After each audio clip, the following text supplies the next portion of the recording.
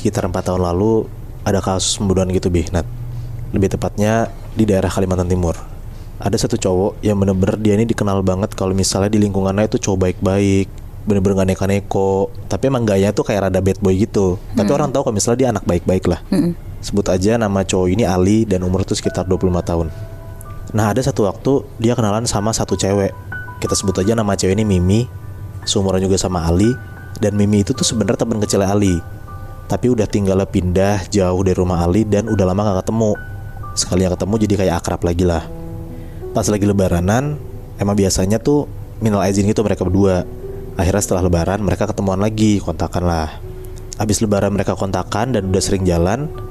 Terus lama-lama mungkin kayak Mimi ngerasa nyaman sama Ali. Nyaman tapi as a friend aja ya, gak gimana-gimana.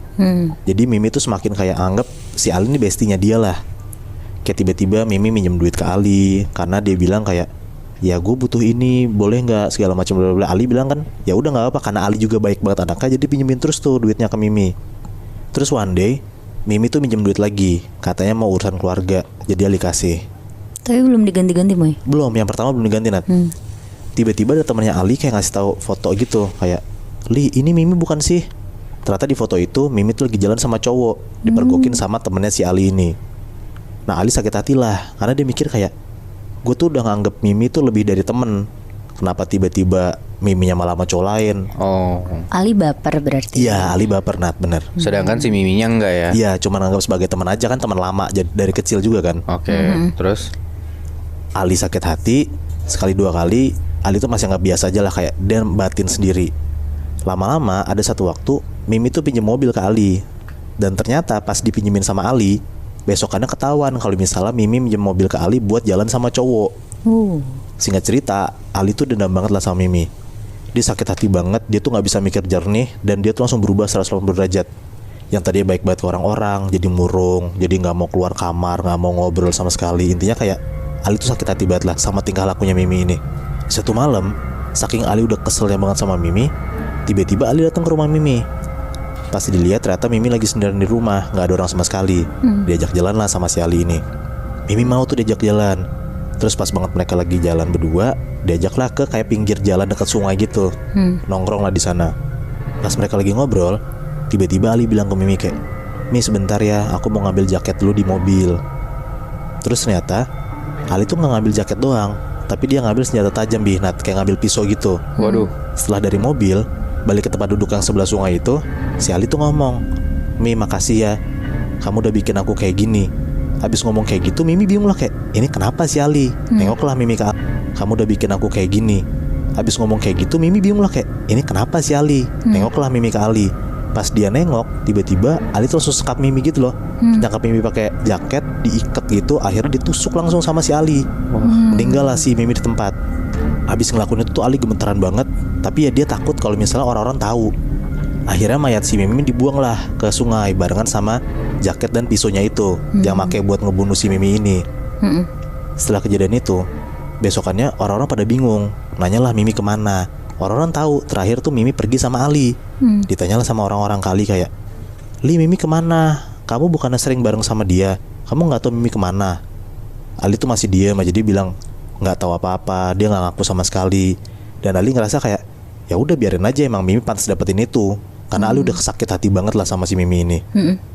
Terus pas banget, itu tuh malam Jumat, 2 hari setelah kejadian Mimi gak ada yang dibunuh sama si Ali ini. Ali lagi beli makan di luar. Nah di daerah Kalimantan rumahnya si Ali ini, itu tuh kalau misalnya malam jam 10 tuh udah sepi banget Nat.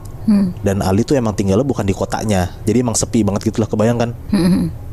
Habis beli makan, jalan kaki tuh, Ali ngerasa pas di jalanan kanan kiri tuh hutan itu kayak ada yang ngikutin gua dari belakang. Cuman Ali takut nengok ke belakang. Akhirnya Ali jalan cepet tuh buat menghindari orang yang di belakangnya itu. Sampai di rumah, pas banget mau masuk pintu rumahnya, dia tuh ngeliat ada sosok mirip banget sama Mimi lagi duduk di dalam meja makannya. Jadi si Ali tuh dari luar rumah. Nah ada jendela, dia tuh bisa ngeliat ke dalam gitu loh. Nah dari luar itu Ali ngeliat ada Mimi di dalam. Di situ kayak Ali langsung dobrak pintunya, dia langsung lihat kayak di meja makan beneran ada Mimi atau enggak. Ternyata nggak ada, kosong sama sekali. Udah tuh Ali buru-buru cepet-cepet makan, dan naiklah ke atas ke kamarnya buat tidur. Pas banget lagi jalan naik ke atas, naik tangga, si Ali tuh denger kayak suara cewek ngomong, Ali udah pulang. Nah suaranya itu kata Ali persis banget kayak suaranya Mimi, tapi jauh banget suaranya. Di situ dia ngerasa kayak, wah ini ada yang nggak beres nih. Dia makin resah lah, makin takut lah. Dia langsung naik ke kamarnya dan dia maksa tidur. Akhirnya tidur lah dia.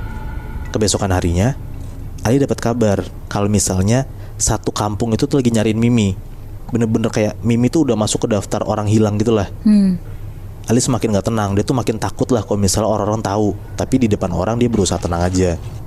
Terus tiba-tiba di malam itu kebesokan harinya, pas si Ali baru pulang, tiba-tiba di depan pintu rumahnya itu ada jaket yang dia buang ke sungai. Terus ada pisunya juga. Ada darah gitu. Wah pokoknya dia ngeliat lah kalau misalnya ini barang yang gua buat bunuh Mimi. Kenapa tiba-tiba ada di rumah gua? Ali panik. Akhirnya Ali buang lah tuh, taruh ke kardus. Dia masukin lah semua barangnya, pisau sama jaketnya. Dia pergi jauh buat ngebakar dan ngebuang barang buktinya. Dia pergi jam 7-an. Nah jam 10-an dia pulanglah ke rumah. Malam tuh? Iya malam Bi. Pas sampai rumah, mamanya Ali tuh ngomong ke Ali, "Nak, tadi mama lihat ada Mimi depan rumah. Kamu gimana? Aman kan? Udah selesai semua kan?" Nah di situ tuh Ali tuh diem doang Bi. Nat, dia ketakutan dan dia tuh makin ngerasa kalau misalnya gue keganggu banget nih. Sampai nyokap gue ngeliat ada Mimi depan rumah gue gitu. Akhirnya Ali diem aja, nggak ngejawab kata nyokapnya, dan naik tuh ke kamar. Di dalam kamar dia bengong. Dia bener-bener ketakutan banget. Pas dia lagi bengong, kan si Ali ini matanya minus Bi, Nat. Dia lagi nggak pakai kacamata tuh pas lagi tiduran. Kalau misalnya orang nggak pakai kacamata dan matanya nggak blur kan, tapi dia bisa ngeliat kalau misalnya ada orang depan dia kan. Iya, kayak burung-burung gitu ya. Iya, dan dia tuh ngeliat dan dia ngerasa kalau misalnya di pojok kamarnya dia ada kayak sosok tinggi lagi berdiri gitu loh.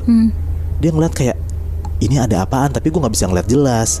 Akhirnya Ali bangun, dia pakai kacamatanya tuh. Pas dia ngeliat ternyata nggak ada siapa-siapa. Dia mikir kayak ya udah gue salah lihat aja mungkin. Dia lepas kacamata lagi, dia cobalah buat tidur. Pas dia lagi mau nyoba tidur, dia tuh nyium kayak ada bau-bau gak sedap gitu loh, kayak bau kebakar tapi kayak bau busuk. Dia langsung tuh turun ke lantai 1, nyamperin mamahnya. Dia nanyalah ke mamanya kayak, "Mama nyium bau gak?" Nyokapnya bilang kayak, "Mama gak nyium apa-apa sama sekali." Nah pas dia turun, dia tuh nyium kayak baunya tuh yang berasal dari lantai 1. Kan kamarnya lantai 2 kan. Lantai 1 tuh berasa banget kalau misalnya ada bau di situ, tapi nyokapnya gak nyium apa-apa. Pas Ali balik lagi ke kamar, masih di lantai 1, dia nyium kayaknya bau itu tuh berasal dari taman belakang rumahnya Ali. Nah jadi belakang rumahnya Ali tuh ada kayak taman gitu Bi, Nat. Jadi dia jalan tuh ke belakang tamannya kan. Dia jalan, dia buka tuh pintu rumah belakangnya buat ke taman belakang. Pas Ali buka dan lihat taman belakang, dia tuh ngeliat jelas banget Bi, Nat. Ada sosok Mimi lagi berdiri, megang pisau dan jaketnya Ali yang lagi kebakar gitu. Jadi tuh kayak sosok Mimi tuh bener-bener udah hancur gitu Bi, Nat, badannya. Kayak bekas badannya yang ditusuk sama Ali tuh kelihatan jelas banget. Dan Ali lihat badan sosok Mimi tuh bener-bener kayak ngeluarin darah banyak banget gitu loh. Tapi bentuk mukanya si sosok ini bener-bener udah hancur. Kayak bener-bener udah mayat kuntilanak gitu loh. Ali ketakutan banget lah. Dia bener-bener ngerasa kalau misalnya dia diganggu banget dan digentayangin sama sosok si Mimi ini. Karena udah ketakutan banget dan dia bingung harus apa, akhirnya dia nyerahin diri ke kantor polisi dan dia dipenjara. Nggak selesai sampai situ, selama di penjara ini ternyata Ali tuh makin sering digangguin. Jadi kayak setiap dia ke kamar mandi malam-malam, dia ngeliat ada sosok cewek lagi ngintipin dia dari balik bilik. Dan dia yakin itu tuh Mimi. Terus pas dia lagi tidur, satu sel nih mereka berlima gitu Bi, Nat. Pas lagi kebangun jam 3 pagi, dia tuh ngeliat selalu ada cewek kuntilanak gitu lagi berdiri depan selnya si Ali. Dia tuh ngeliat selalu ada cewek kuntilanak gitu lagi berdiri depan selnya si Ali. Jadi kayak bener-bener dia ngeliat ada sosok cewek depannya, tapi orang-orang 4 teman selnya ini gak ngeliat sama sekali. Dan saking udah stresnya, dia tuh bener-bener udah kayak orang gila banget lah. Orang-orang tuh mandang dia gila, halu karena ketakutan sendiri. Setiap si Ali bilang ada sosok, teman-temannya, orang-orang penjara tuh ngeliat kayak gak ada apa-apa. Di penjara pun jadinya si Ali tuh dicap kalau misalnya dia orang gila. Iya. Wow, anjir diikutin sampai segitunya ya. Padahal udah kena ganjarannya gitu, dia udah masuk penjara, tapi tetep tuh si sosok yang dibunuh ini ngedatengin dia terus. Iya, gue juga mikir ya karena mungkin dendamnya si sosok Mimi ini belum bisa terbalaskan gitu loh Bi ke Ali. Makanya digangguin sampai sebegitunya kan. Walaupun kurang ajar ya, minta duit terus gitu kan. Muy, tapi gue salfok deh. Tadi kan mamanya Ali tuh ngomong ke Ali kalau misalkan dia tuh ngelihat Mimi kan.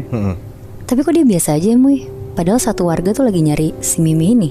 Oh, yang dia ngomong kayak gimana nak? Aman kan? Udah selesai belum? Yang itu ya? Iya bener Bi. Apa jangan-jangan ibunya Ali tuh dalang dibalik pembunuhan itu ya?